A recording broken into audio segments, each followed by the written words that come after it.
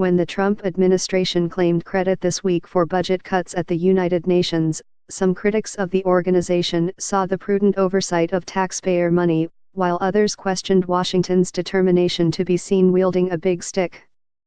The U.S. mission to the United Nations on Sunday hailed the operating budget of $5.396 billion for 2018 and 2019, slightly less than the $5.4 billion requested by Secretary General Antonio Guterres. In a statement, the mission said the United States had negotiated $285 million in cost savings as well as reducing bloated management and support functions. "We will no longer let the generosity of the American people be taken advantage of or remain unchecked," said U.S. Ambassador Nikki Haley, calling the cost-cutting historic and promising more to come. Using a calculation based on the size of its economy, the United States pays 22% of the UN's operating budget, and 28% of its peacekeeping operations. That makes it the largest contributor among member nations, followed by Japan, China, Germany, France, and Britain.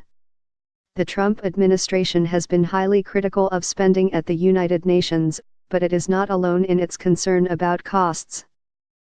Guterres, who took office shortly before President Donald Trump, has vowed to bring efficiencies and reform to the bureaucracy.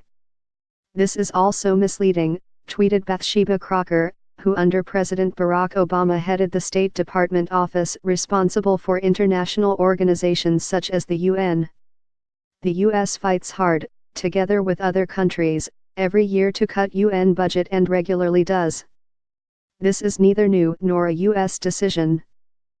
Negotiations over the UN budget were months in the making. A U.S. official said U.S. pressure helped bring about cuts to peacekeeping missions in Darfur and Haiti, freeing money to create a new special envoy for Burma to focus on returning the Rohingya people to their homes. It also involved a number of more esoteric reforms such as a flexible workplace initiative and pension fund oversight to increase accountability. The U.S. government says it has negotiated a significant cut in the United Nations budget. The U.S. mission to the United Nations said on Sunday that the UN's 2018 to 2019 budget would be slashed by over $285 million. The mission said reductions would also be made to the UN's management and support. The U.S. government says it has negotiated a significant cut in the United Nations budget.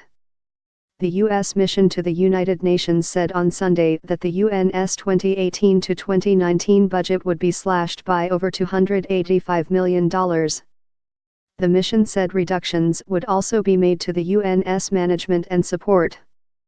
These cuts are positive news for the U.S.-UN relationship, said Peter Yeo, head of advocacy for the United Nations Foundation, which supports UN causes, noting they were not imposed unilaterally but in negotiations with member states.